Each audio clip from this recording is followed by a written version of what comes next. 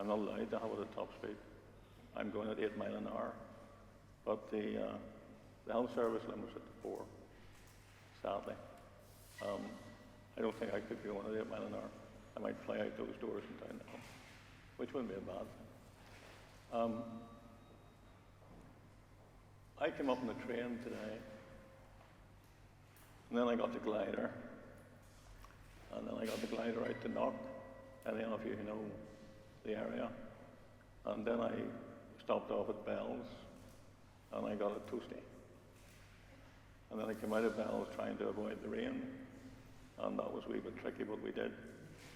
And I came along from Bell's, along the pavement, across that Knock crossing, which is quite a horrendous road to cross at a pedestrian, and along the pavement, along the front of the Upper Leonard Road, in through the front gates, and up to here.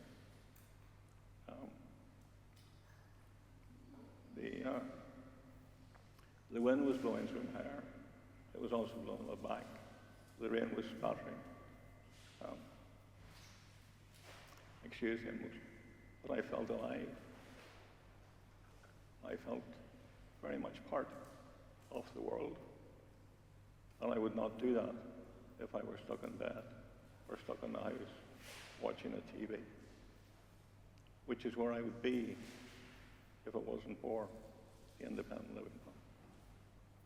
So let me go back a wee bit, because we're celebrating 10 years, and let us look at where it came from.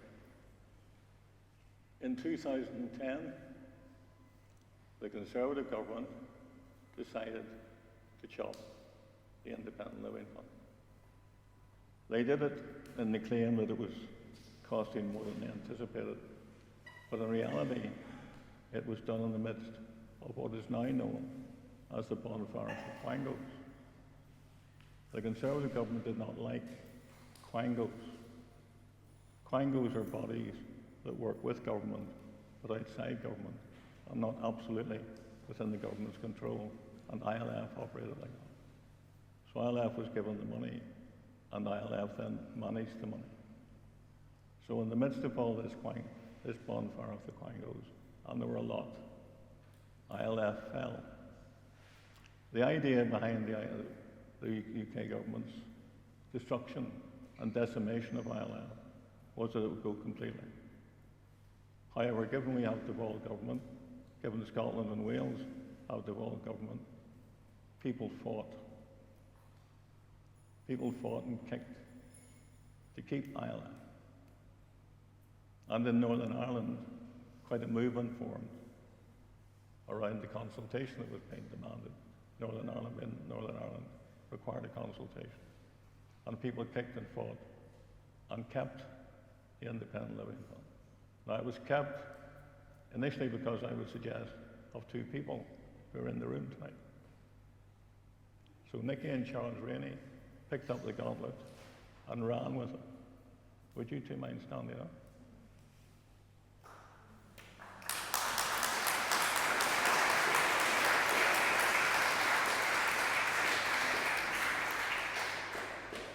And without those two, I wouldn't be here tonight. And many people in this room are likely not to be here tonight. Because this gave me life. Life worth living. Life worth enjoying. A life worth having. Otherwise, you're stuck in the house. Otherwise, you might as well be in a nursing home, no matter how grand. They talk in grand terms about keeping people or getting people out of nursing homes. Really grand terms. It was even considered in law. And then, of course, with COVID, it's gone backwards. They're putting people into the nursing home from hospital. They're setting up new nursing homes from hospital. And what's a nursing home? Somewhere you wait to die. Somewhere where you don't go out. Even the best, you don't get a life in the same way as you do in the community. So ILF helps keep people alive, keep people living with their families, amongst the community, on the streets, wind in the hair. Something that, I'm afraid, and sadly, direct payments and now SDS do not do. I'll tell you my fear,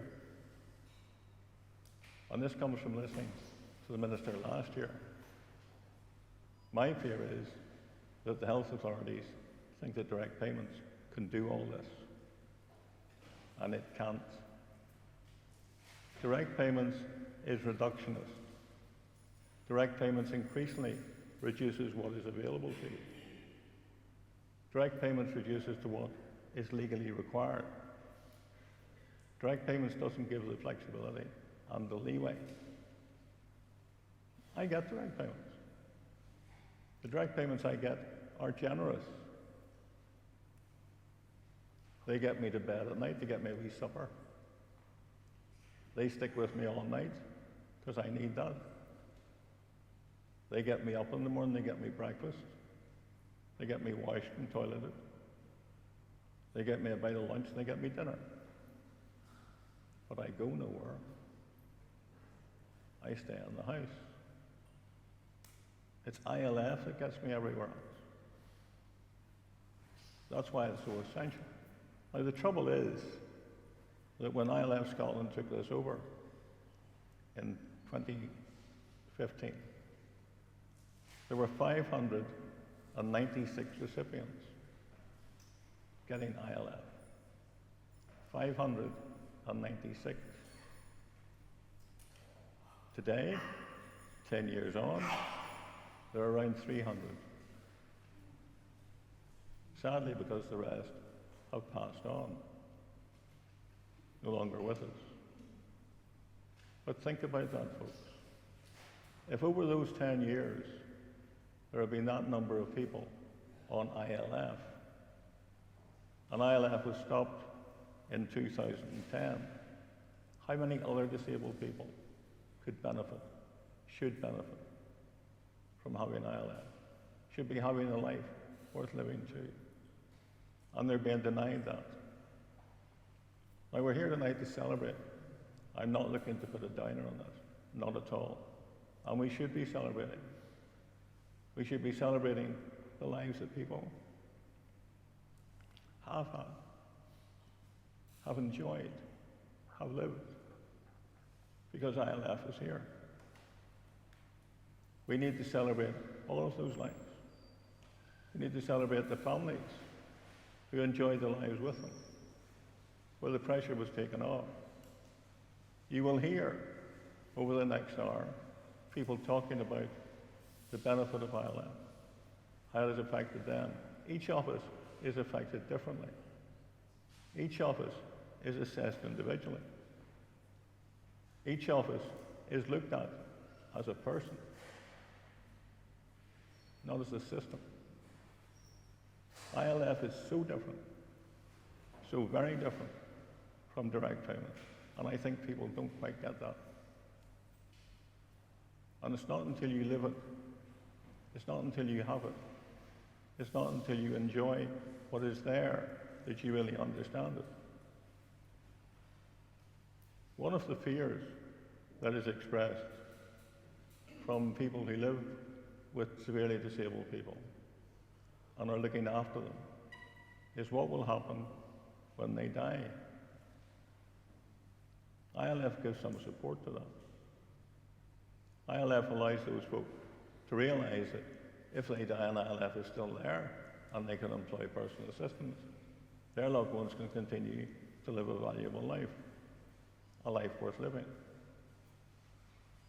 If ILF goes, and let's be real here, people, as we drop in numbers, it will eventually disappear. And then nobody will talk about it. And it'll be forgotten. We can't let it be forgotten.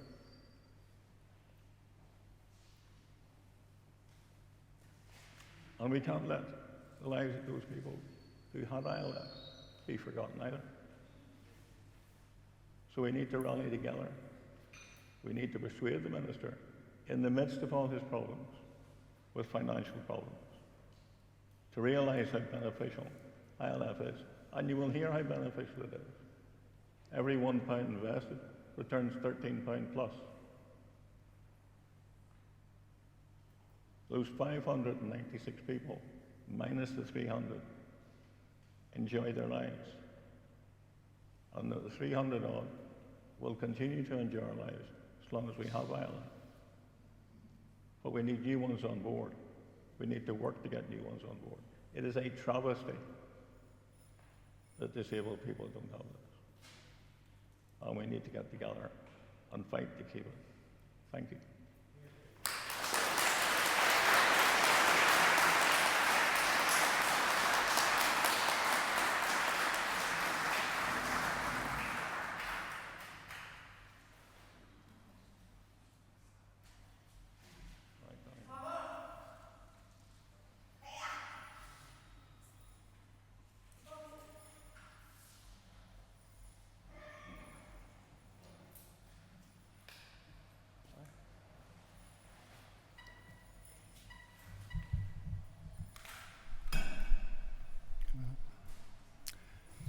Okay, folks, that was fantastic. David, we'll just give him a big round of applause for our main organiser tonight.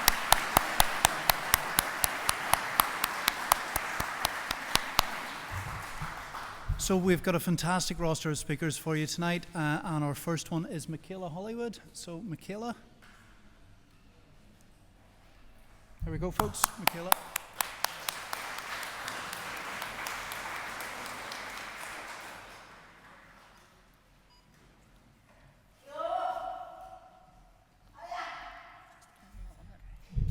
Hopefully, this will actually pick my hand. Proper on yet. Sure. Thank you. See if we shout over the audience. Thank you. It's okay if I clip it onto your With me. I'll leave that there.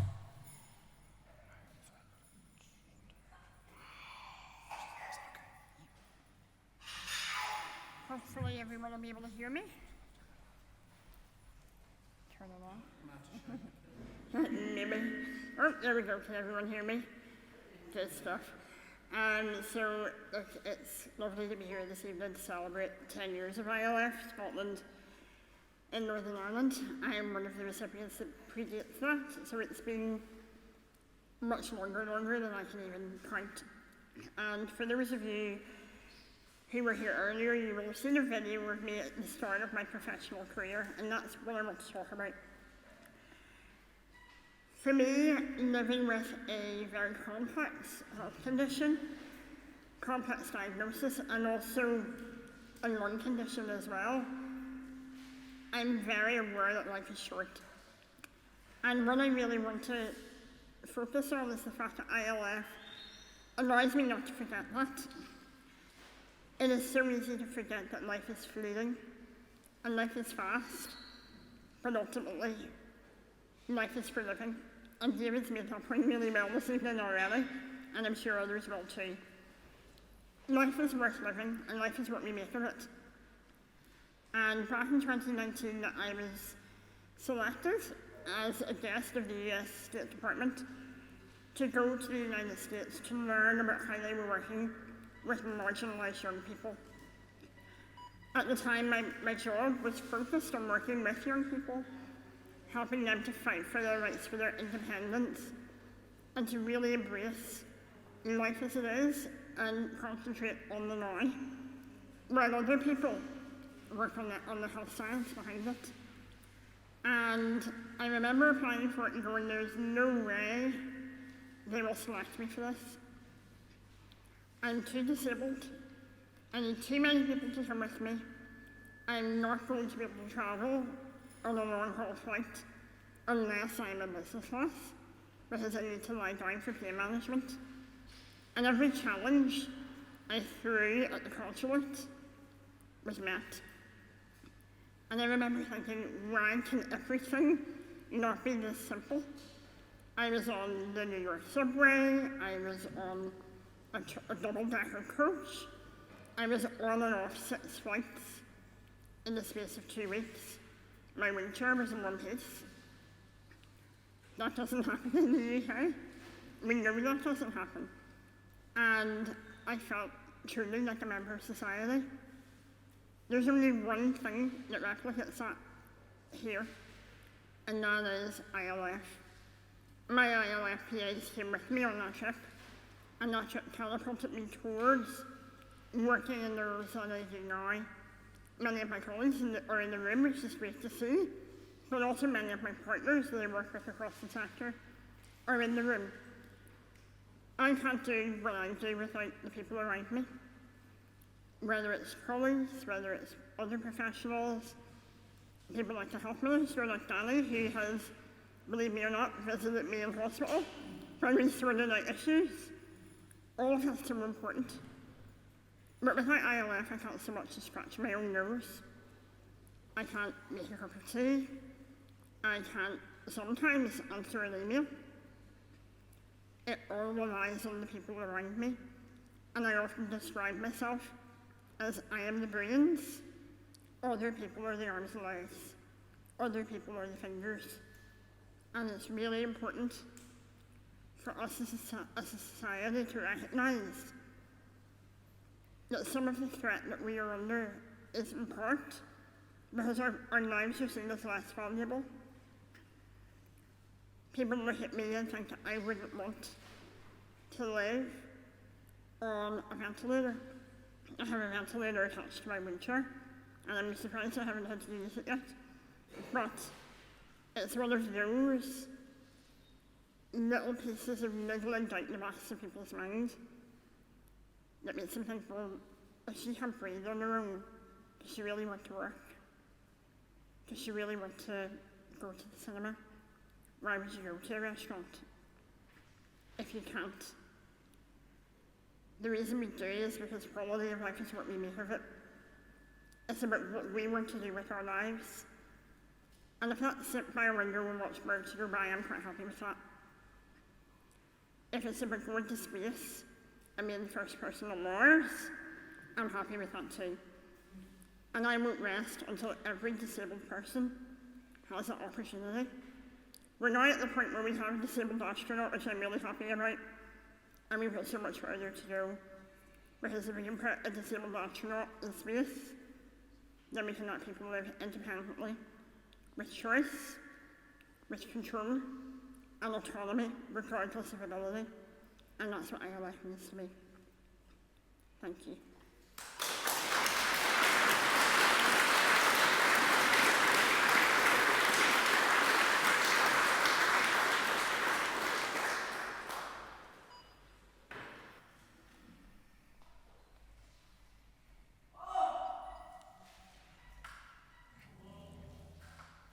I'm knocking the door off just in case I bring this with me. Sorry. Then did you want to say this? Sorry, I don't want to move and take that totally off. Thank you.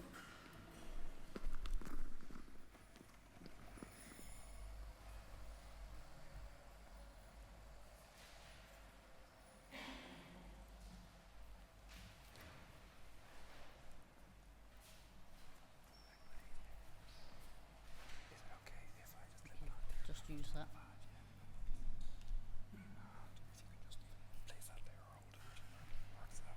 Leave it there. Okay. Good evening, everyone. By now, I'm sure you will all have seen our son, Stephen. He's the tallest man in this room. Stephen is 41 years old. He has a learning disability, severe autism, and has reduced vision due to cataract formation when he was 6 months old. When he was 22, he then developed epilepsy. That was the straw that broke the camel's back. As Stephen was growing up, we did everything we could to get him the help and support that he needed to reach his full potential. It was never easy. We had to fight every bit of the way for the support that he needed.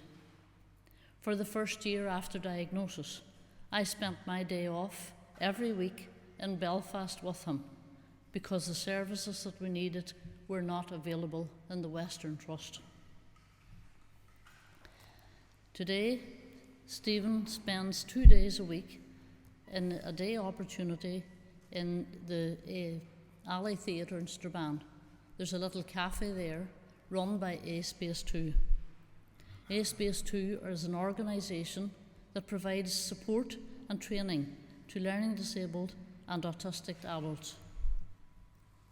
Stephen has a wide range of interests. He loves Formula One, car rallies, football, cinema, PlayStation. He goes go-karting and swimming. He also has a huge music fan and loves to go to live concerts, football matches, and on his holidays. Like many families, we muddled through as best we could when Stephen was young. Things became more challenging when his two very supportive siblings left for university and their own lives. Suddenly, he was at home with just Dad and me.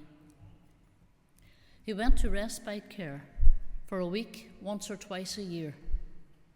This was a break for us, but not for Stephen. He hated it and used to beg us not to send him. Thankfully, our social worker introduced us to the Independent Living Fund.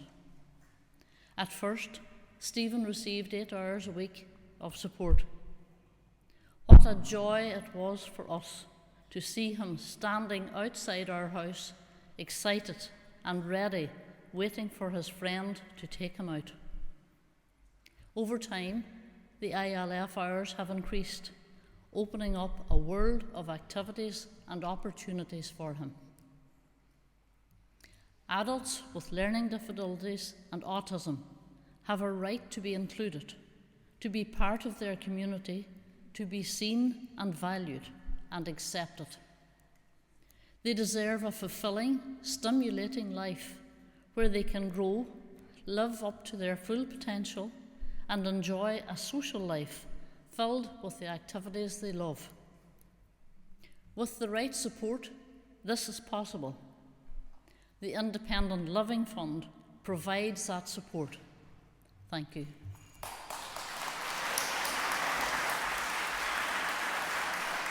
Thank you.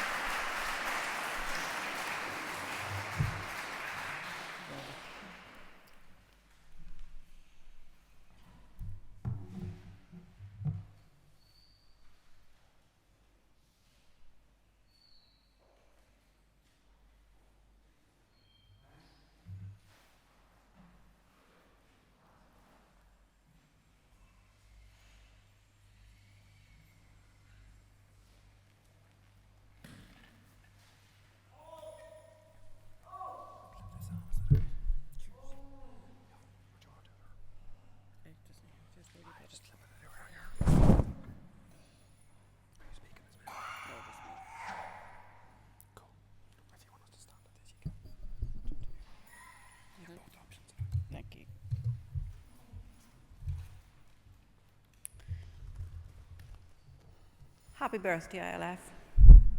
To you, to us, to me, to everyone, and to Lee. Yeah. Lee is my son. He's 40 years of age, 41 in December, if he's lucky to see it. Every day is a bonus with him, every day is a blessing. And I want to thank all the staff of ILF down the years that has made this possible for Lee to live independently in his 2-bedroom bungalow in Enniskillen. His second to none life is unprecedented for him, but not for others. And that's the sadness that Lee is, I suppose, the ambassador, like all of the people that sits with ILF. It's been a long, hard fight for the last 19 years. Lee has been receiving ILF, and it has been a battle of wills the whole way along to get him. He started off with 17 and a half hours and has built up and built up over the years. But that has been brick by brick.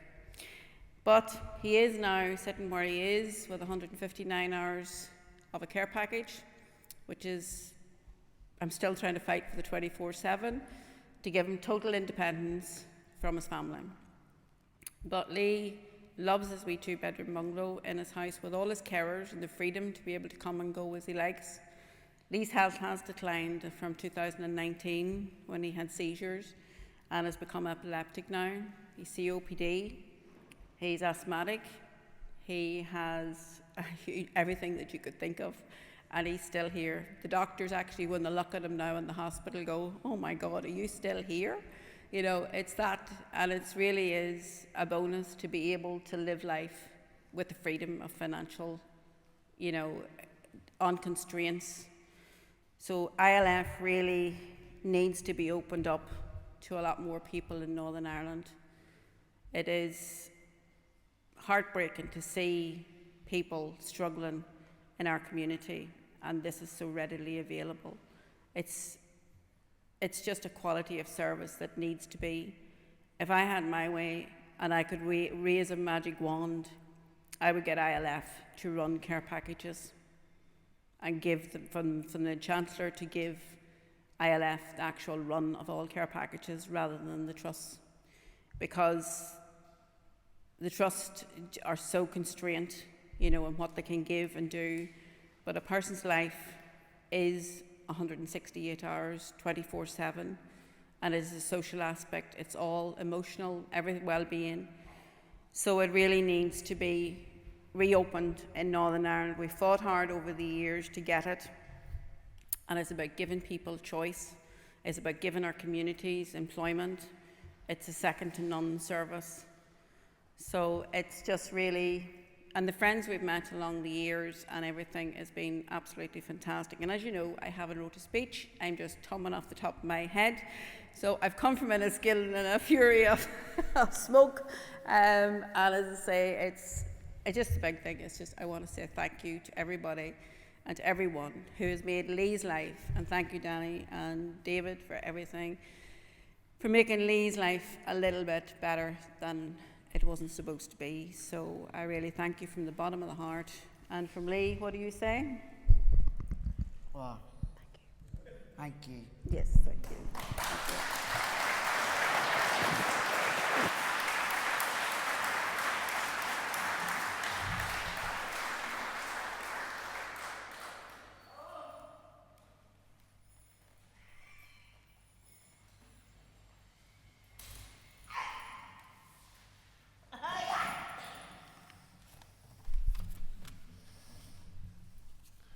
Hello, everybody.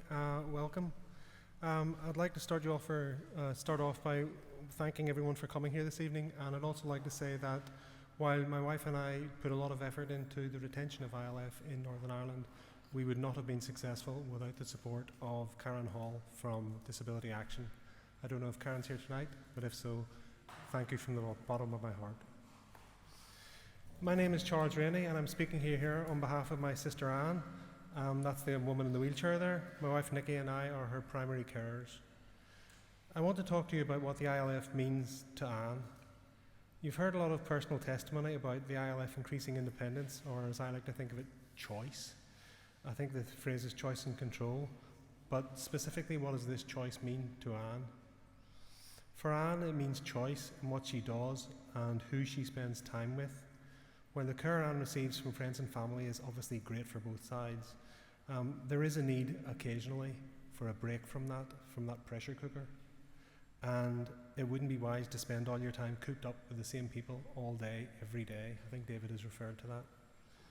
Anne gets to spend time with a fresh face and to choose what she wants to do, including listening to music on the radio or watching television. She's a big fan of stand-up comedy. And as her primary carers, Nicola and I, ILF allows us to have a life of our own. A meal in a restaurant that you don't have to scope out in advance to see if it can take a wheelchair, or maybe just going to the cinema in the afternoon to see a film and a few hours break. That is invaluable, and that makes the ILF makes that caring role sustainable. Our use of the ILF is a little unusual in that we tend to use it for replacement cover as well as sitting service. So once a year, we as family carers can take a little bit of respite care and extend it with a little bit of replacement cover and actually get a break where you can go away and get your head showered, get a bit of sunshine, a bit of seafood, and then return refreshed, ready to do the job again. Safe in the knowledge that Anne is being cared for by someone who understands her needs. Anne is non-verbal and her communication style is very personal, so you have to know what she's trying to tell you to understand whether she's happy or maybe she's in discomfort. And Anne gets a full-time minion to boss around for a week, which she's always happy about. Well, that was choice. Now for the issue of control. And I would particularly like to talk about the ILF in the time of COVID and how it impacted Anne's agency over her own health. A lot of people today have talked about the ILF and independence, but I'd like to talk about the ILF and safety. As a bit of a side note, when we were working to get the ILF retained, it was sometimes difficult to explain to people what it actually was, what it achieved, without it sounding like free money or something trivial. But then came COVID, and then came lockdown, and able-bodied people suddenly experienced what it was like to not be able to leave their houses. We've all seen the news reports of people saying how isolating it was and how bad it was for their mental health. Well, that was a month. Without the ILF, you're on lockdown, and not for a month, you're on lockdown for life. Someone once put it this way: direct payments will get you out of bed, but it takes ILF to get you out the front door. And that is the truest phrase I know. More directly, during the period of COVID, the ILF allowed us to limit Anne's exposure to one specific additional carer and ourselves as a close family. This meant that during the main period of COVID, before the vaccine came out, she didn't actually catch it, thank God, because she probably would not have survived it. And in addition, she eventually did get it, but only after she'd been jabbed like a porcupine with several different vaccines. Anne could easily have ended up exposed to different carers every day, at home or even in a residential care facility without it, and clearly that is not good. Her experience is not unusual, as many ILF recipients would have been classed as clinically vulnerable and living under shielding letters. In my opinion, due to the higher risk of exposure in care facilities, I have no doubt that the ILF kept people safe during the pandemic. When, back in 2012, we kicked off this campaign to have the ILF retained in Northern Ireland, it quickly became clear that it would save money because it kept people in their homes. And they were happier with that, their families were happier with that, and the health department wasn't picking up the bill for every hand's turn. But we did not realise that it would also go on to save lives.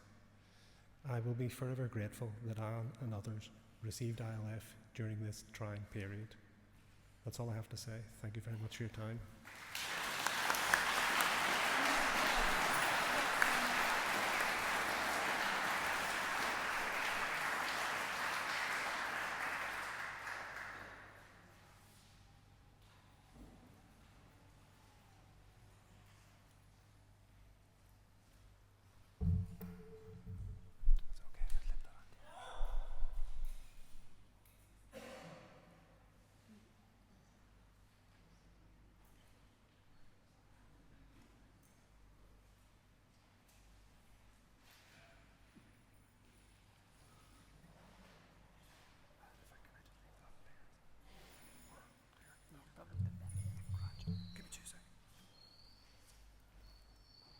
Thank you, Charles. Just a wee bit. I'm going to try and get through this without crying for once. But I've known Anne for a very short time.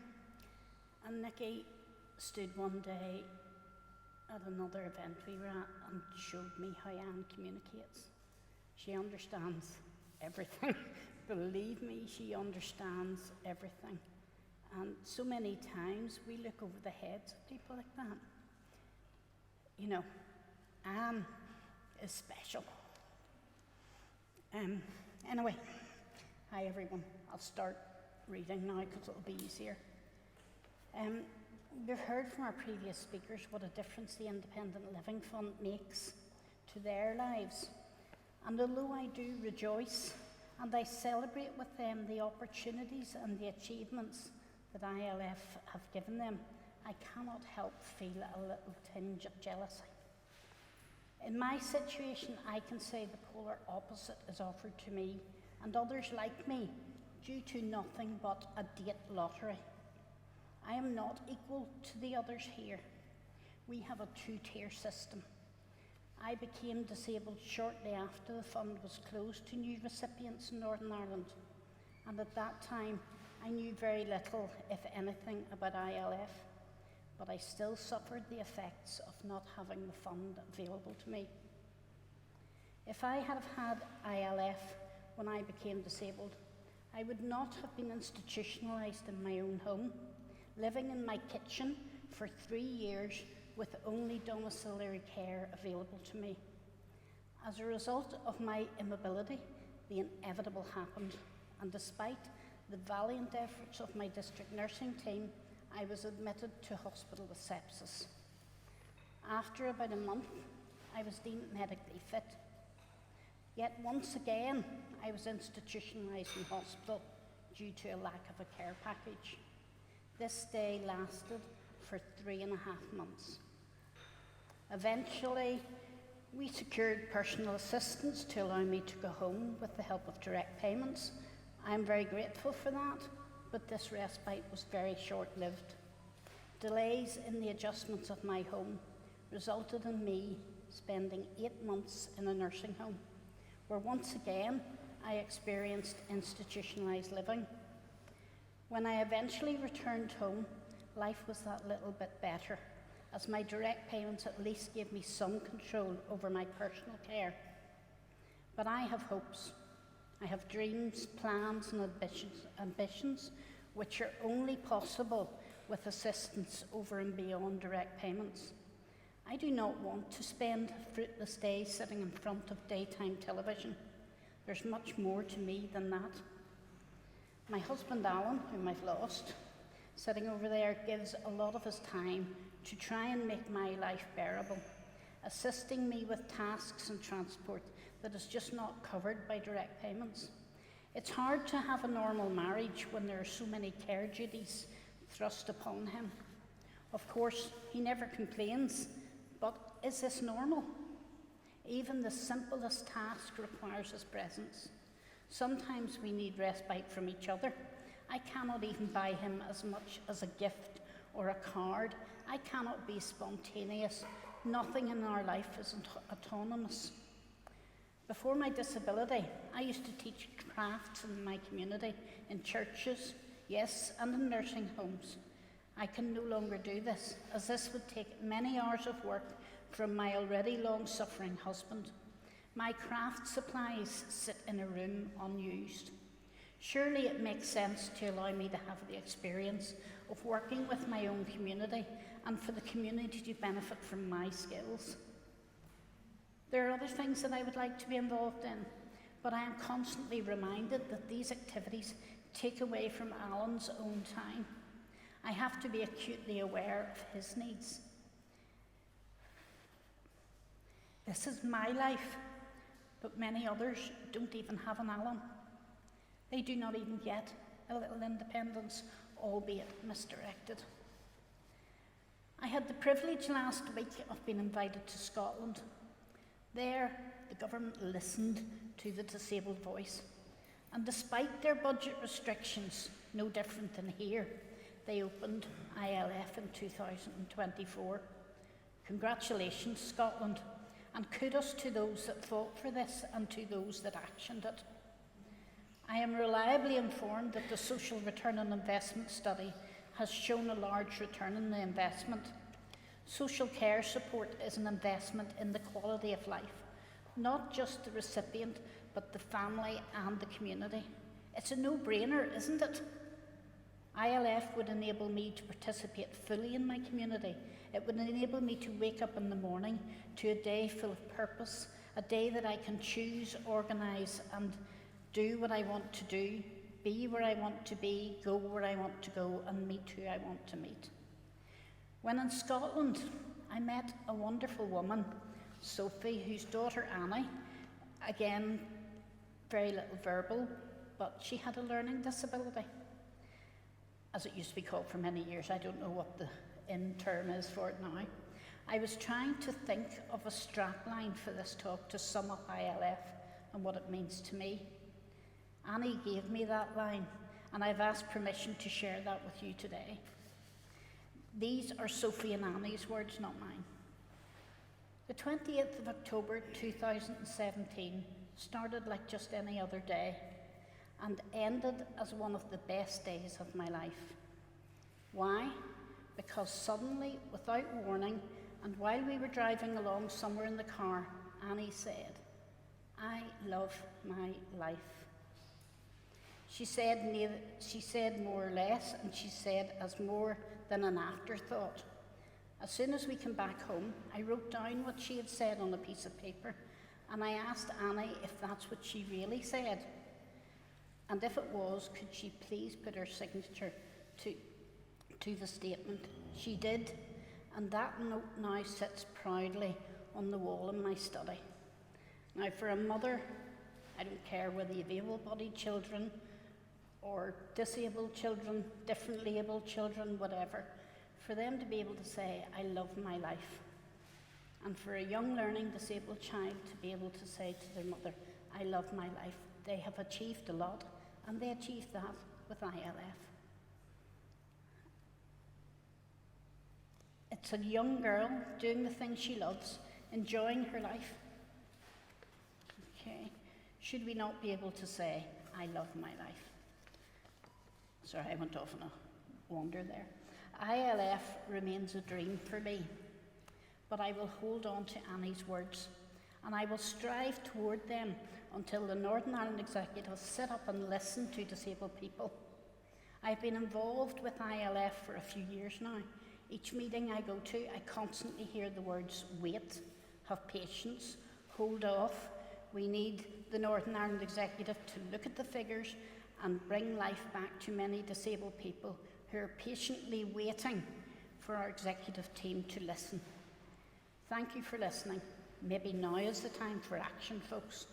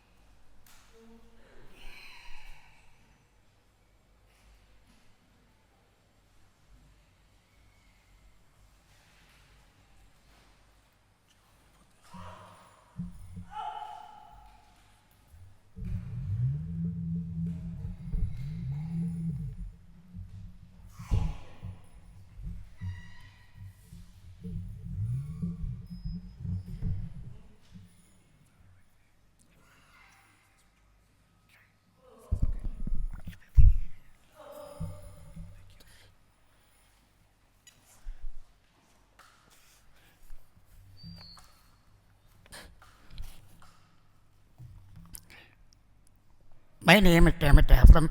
I'm 45 years old. I am disabled.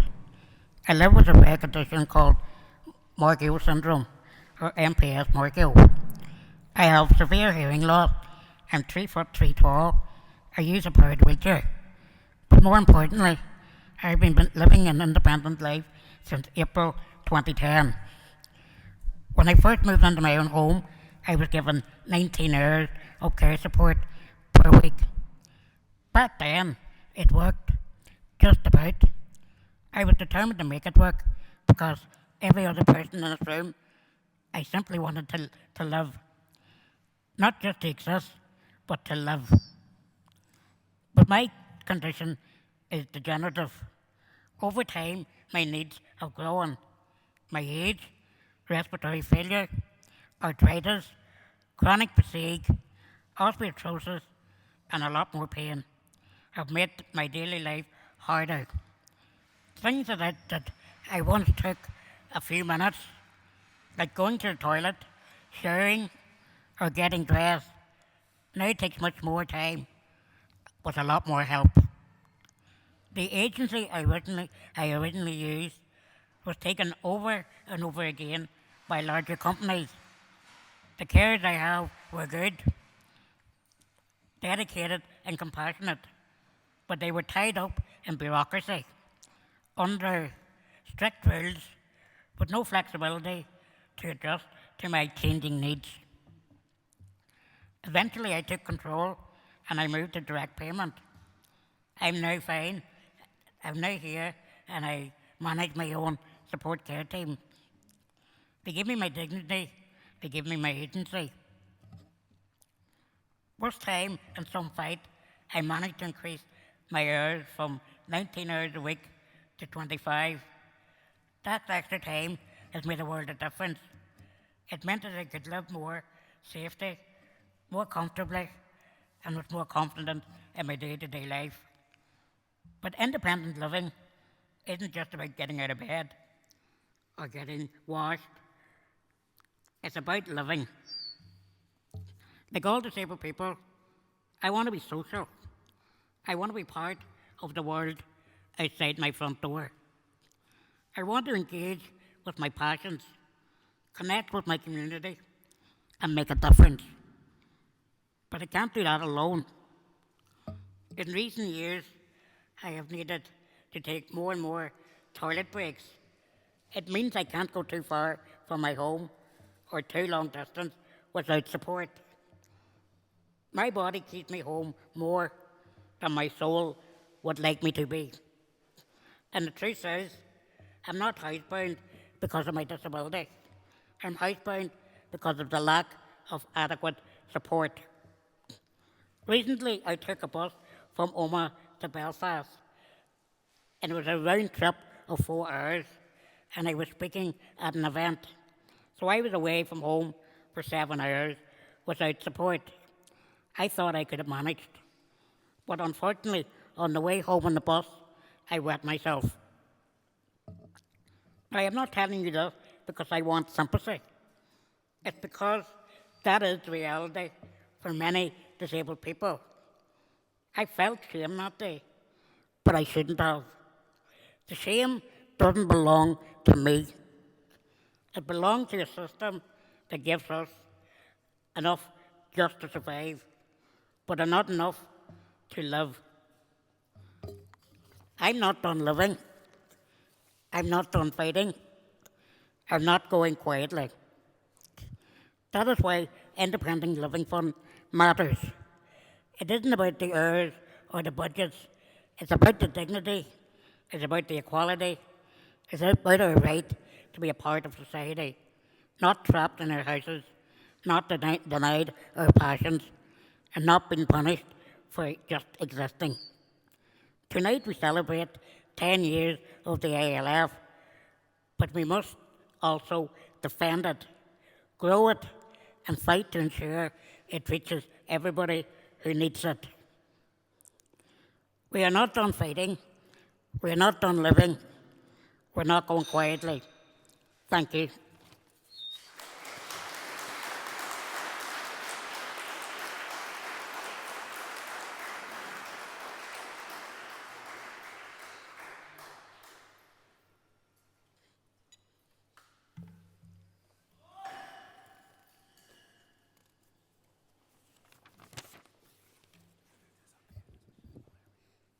Doesn't he moved up that much? I'm not really that tall. Look, this is, my name's Andrea Brown, and I am the current Chief Executive of Disability Action. And it's an absolute privilege to stand here tonight to talk to you about this really important issue. It's been an important issue for Disability Action for a long time, and we continue to support those who strive to keep the Independent Living Fund open. But the Independent Living Fund was never really just about funding. It's a lifeline. It's a mechanism to protect the rights of disabled people to live with dignity, with autonomy and with choice. The ILF ensures that disabled people in receipt of it live independently in their own homes, participate fully in the community life, and make their own decisions about care and support. Across the UK, the closure of the National Independent Living Fund in 2015 was a profound setback. But in Scotland, the government responded.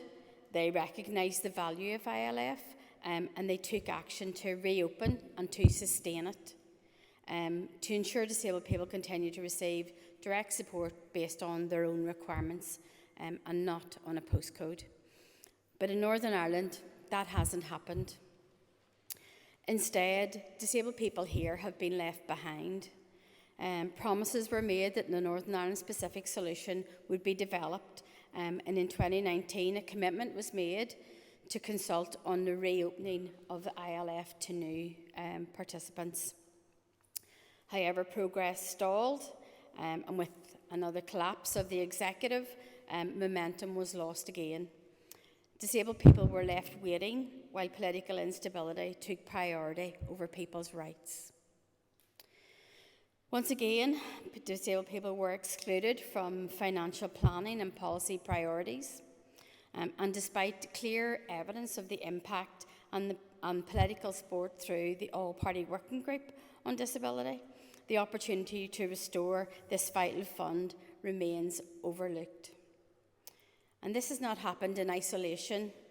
It now seems, and is all very relevant this week, it now seems that this is part of a broader pattern of welfare reform policies that have targeted disabled people, undermining our security and independence, changes to personal independence payments, proposed cuts to social care, and punitive assessment systems have created a hostile environment where disabled people are made to fight for the most basic resources. Instead of being empowered to live independently, many are being pushed further into poverty, into isolation and crisis. The closure of ILF must be seen in this wider context as part of an ongoing attack on disabled people's rights, and is incompatible with equality and human dignity. We cannot go on with a two-tier system. Disabled people are being pushed into institutions. And yet investing in ILF, as we've heard, doesn't just uphold rights, it makes economic sense. It has a multiplier effect, and that is well evidenced.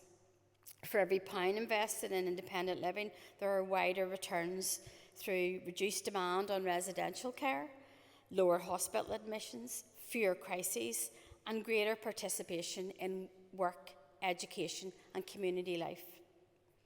The ILF not only improves outcomes for individuals, it reduces pressure on health and social care budgets and supports a more resilient, inclusive community. In 2024, Disability Action conducted a survey of disabled people across the 5 trust areas, and the findings were really stark. 76% of respondents said they lacked the support to live independently. 76% of respondents said they lacked the support to live independently. That's a shocking statistic. Many spoke of being, and you've heard tonight, being trapped in institutional care, isolated on their own homes due to the inadequate provision. Families are burning out, and young disabled people are losing hope of a future. And yet we know that from ILF's own history and the work that's been done in Scotland, that this is a solvable problem. ILF is cost effective, it empowers people, and it respects rights.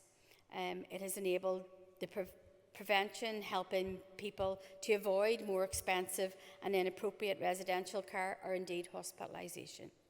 And most importantly, it gives people what they need to thrive. So we are calling on behalf of everyone, on behalf of Disability Action, the Northern Ireland Executive and the Department of Health to act now and to honour the commitments that have already been made, to follow the example of Scotland and to listen to the voices of disabled people who are demanding the support that they are entitled to. This is a matter of equality, justice and human rights. The United Nations Convention on the Rights of Persons with Disabilities sets out the right to live independently and be included in your community. Reinstating the ILF is not an option. It is a step towards fulfilling that obligation. Let us be clear, without the ILF, many disabled people in Northern Ireland are being denied full and enriched lives. It's time to change that. So let us come together, let us work across the sectors, across the parties and our communities to restore this vital fund and to reaffirm our commitment to a fairer, more inclusive society where disabled people are respected and free to live independently. Thank you.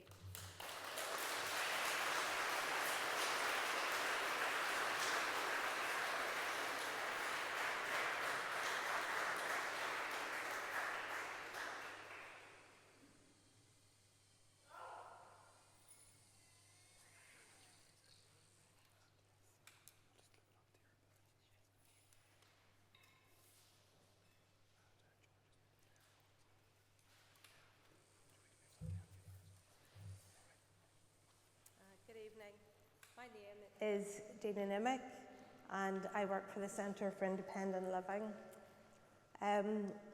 I came unprepared this evening because I've been on annual leave and didn't realise that I had been invited to speak, so I panicked at the door because I had nothing prepared. But I wanted actually to take the opportunity. I just thought, I've got to speak on behalf of someone who I know. But before I tell you about him, I want to let you know that in working for the Centre for Independent Living, I've been there 18 years, and I have seen in those years the difference the Independent Living Fund has made to so many disabled people and their families, so many of them. And in the last 10 years, I've continued to meet disabled people and their families who are not eligible for the Independent Living Fund. And it breaks my heart because I know the difference it can make, that those people are being denied a good life. The example and the young person that I want to speak on behalf of tonight, I can't give you his name, I can't even indicate to you where in this country he lives because I don't have his permission. He doesn't know I'm speaking, but his voice is so important because this young man, very young man, has his own home, wheelchair accessible home. He has been in a nursing home for elderly, frail people who have advanced dementia and are receiving end-of-life care. This is a young man. He's living in a locked unit at the far end of a nursing home in a tiny room, tiny room. It's in an area that's quite distant from all other amenities from the town that he comes from. So I want to speak on behalf of that young man because I invited him here this evening and he emailed me to say, Deena, I would love to go to that. I would love to go to that, but there's nobody here to take me. There's nobody here to take me. He's not on his own. Sadly, I meet so many young disabled people who are living in highly institutionalised environments, locked environments. He didn't commit a crime, but he's living like a prisoner. Thank you.